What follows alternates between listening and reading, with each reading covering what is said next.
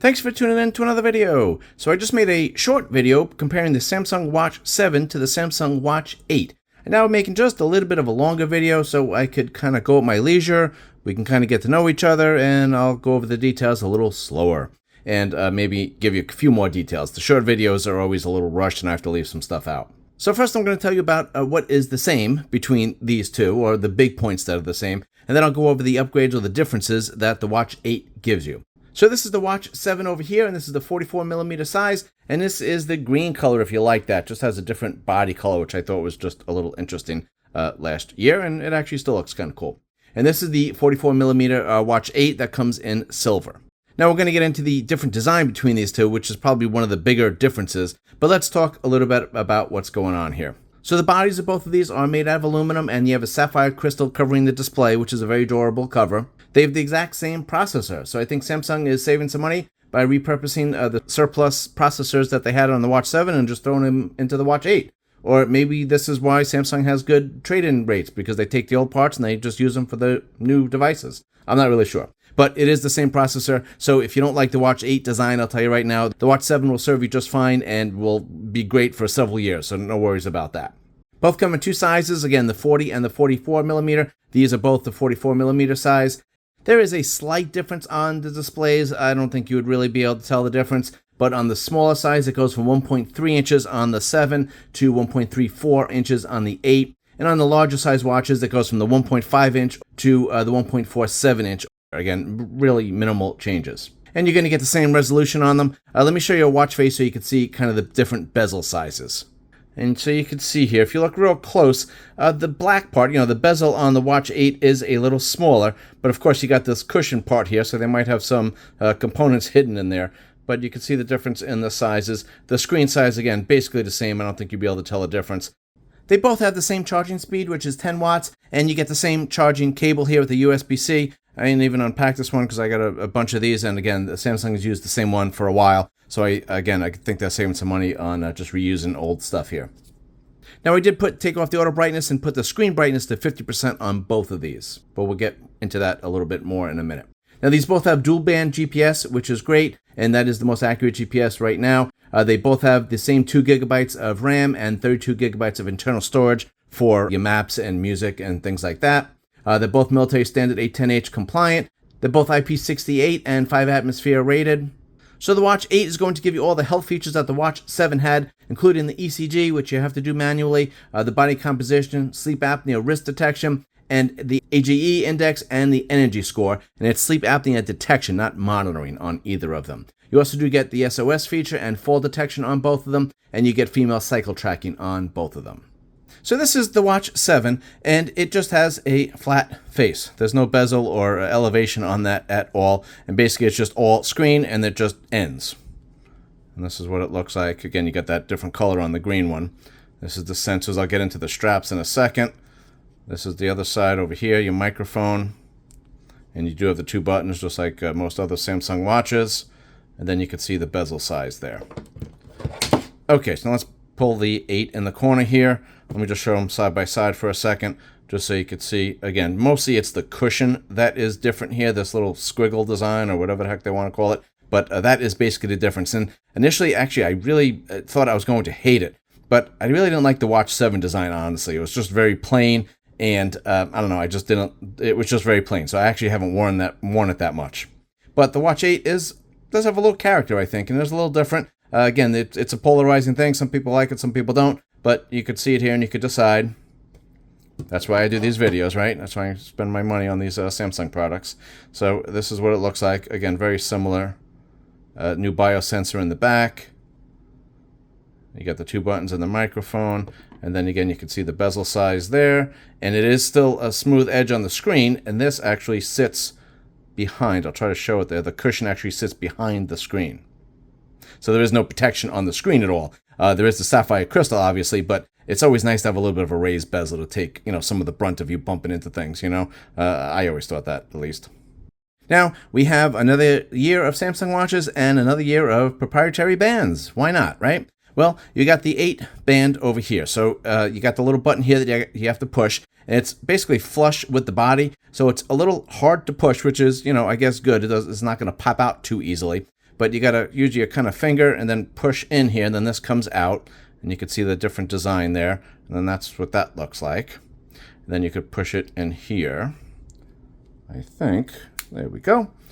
And there it is, again, both sides. Now, so you can't use any standard bands on this, so if you have your old bands, forget about it. So I think Samsung is hoping to make a lot of money on bands. You know, they keep the processors and the battery chargers the same, but they change the bands every year. So this is the Watch 7 band, and this is the proprietary band here. This is just a strap that, you know, it came with. And you can see the button is actually on the band, and you have the prongs that stick out here. I'll just show you that as well. Maybe I'll just put these the right way. Why not? And you can see here there is no prongs sticking out on the Watch 8. There are the prongs here. You probably can get a proprietary clip that goes in here that will have the prongs or the look of the prongs like this. But again, it looks a little nicer not having them, I think. But again, we got the little button here. Now, if you push this button, which again is not the easiest thing to do, but once you get it out, and now this is a 20mm band. So any standard 20mm band will work in here. So if you have some old colors, if you have a band you want to put on for the gym real quick, and then you have another one that you wear when you go out to dinner or something like that, real easy to change them. So I thought that was great. I wish Samsung would just pick a proprietary system and stick with it so that people who have the older ones could actually use them again and not just, kind of throw these away. Now, you do get a bump up in brightness. On the Watch 7, it was 2,000 nits, and you go into 3,000 nits on the Watch 8. And if you don't know what a nit is, it's just a measure of brightness. And 2,000 nits is plenty bright, I thought, for seeing it outside. I had no issues seeing the Watch 7 outside. But if you did have any issues, the 8 will be a little brighter. And some of this also has to depend on the cooling mechanism of the watch and, the battery and things like that, because sometimes it might peak at 3,000, but it can only keep there for, seconds sometimes. So sometimes that might make a difference. But again, you do get a 50% brighter display on the Watch 8 if that was a concern for you. Now, the battery does change very slightly on both sizes of these. So this is the 44mm size on both of them. Now, the larger version of the watch goes from a 425 milliamp hour on the Watch 7 to 435 on the Watch 8. So again, just a slight change. On the small size watch, you go from 300 milliamp hours on the 7 and 325 on the 8. So actually just a very small bump up in the battery. And per Samsung's own website, they basically tell you you're not going to get any more battery life with these. So you're going to get 30 hours with the always-on display on, and you're going to get 40 hours with it off. Stay tuned for my full review on this. I'll test out the battery and the accuracy and all that other stuff, and go into more details on just the Watch 8. Right now, we're just trying to compare the Watch 7 to the Watch 8 and trying to help you to make a decision on which one you should buy or if you should upgrade. Now, you do get a new software on the Watch 8. So let me show you. This is the tiles for the Watch 7. You could kind of just scroll through here and you get, through all your tiles. And if you kind of tap here, you do get some more details like that. On the Watch 8, it's going to be a little different. So if you scroll over, you get kind of little clusters here. And you could put more on here. So you could see that, and this is just one that I added. Now, if you want to add another one, so basically you got your widgets up here, and then you slide up, you get more widgets. And you can kind of have these grouped, this, whatever. This could be your exercise little widget here. This could be your scheduling widget, your sleep widget, whatever you want to do. But then if you want to add one, you just hit plus here. And then these are the things, you could add. So, let's pick vitals. I'll just pick one, and I'll pick one. I'll just pick blood oxygen, right? So now that's there. So when I'm scrolling through here, you don't have to scroll through 20 different things. I can just scroll over once and go through it real quick. This is actually very similar to the Amazfit design, where they have the shortcuts and basically the widgets are little bands like this, and you can just scroll through them very quickly. So I think Samsung kind of borrowed that idea a little bit from them, because Amazfit had those for years and years and years. Okay, so let's talk about a little more of the differences on the 8 here. You're going to get a couple of new features, and these are in no particular order here. Okay, so you do get a new running coach on the Watch 8. And the running coach is basically you go run for 12 minutes, and the watch will detect your general health, and you input your goal if you want to do a half marathon, a marathon, and your time frame and all that kind of stuff, and it will automatically come up with a workout plan for you based on your health and your goals and all that kind of stuff. Now, Gemini replaces the Google Assistant. You just push and hold this button up here, and basically this is an improvement because you could do multiple commands all at once. So if you just kind of do this, start outdoor run and play music.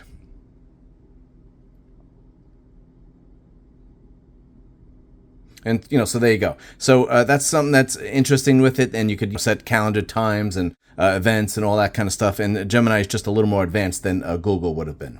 And I'll also just show you on the Watch 8, just with the software update here, you do get, instead of just a little icon showing you what's going on, you get actually like a smart bar. And then if you click on the smart bar, it'll take you to what you were doing.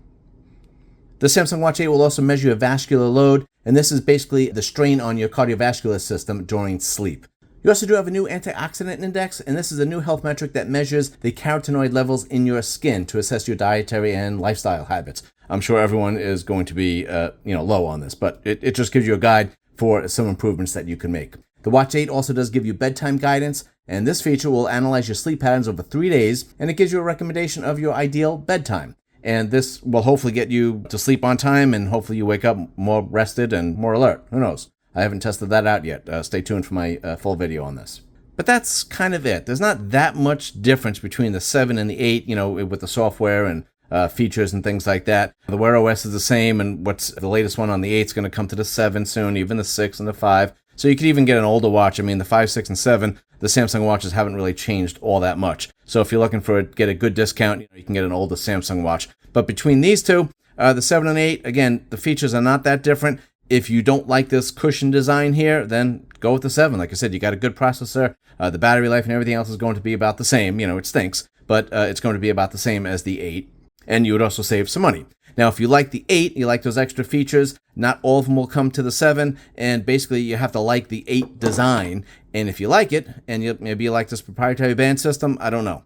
But if you do, then, like I said, get the 8 and just check out Samsung for some trade-in deals. If you have an old Samsung watch or even any old watch, sometimes they'll take stuff. So check that out first. And if you're interested in getting either the 7 or the 8, or even the 6 or the 5, I have basically videos on all the Samsung watches, or most of them, going back to like Samsung Watch 3. So check out my channel if you have any interest in that, and I do have detailed reviews on all this stuff and how to go through all the settings and customize it and personalize it and make it just like you want. And I give you a full review of all the features that are available, and I show you how to customize everything that can be customized. Now again, some of the Watch 7 will get some of the Watch 8 features. Who knows exactly which ones? It will definitely get the software update, but it may not get all the features. Some of that stuff might be hardware, and some of that stuff Samsung may not just bring to the 7 to give you a reason to buy the 8, right? Now, Samsung promises 4 years of major OS updates on this, and 1 more year after that of security updates. So you got 5 years, basically. So even if you got a Watch 5 or a 6, you still got a couple more years of software support on there, which is amazing. Samsung is the best in the industry for software support. So a lot of watches don't give you any guarantees, and some give you, a year or 2. Samsung has given you basically 5, which is really good.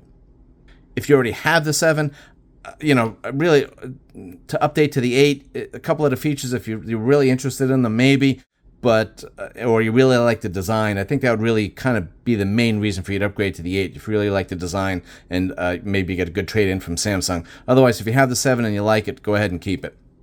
So I think this video covered most of the things that were the same between the two watches, and most of the things that were different between the Watch 7 and the Watch 8. If I missed anything, please leave it in the comments. If this was helpful at all, go ahead and let me know. And if you decided on which watch you're going to buy based on this video, I'd love to hear it. Thanks for watching, and I will see everyone on the next video. Thanks so much. Bye.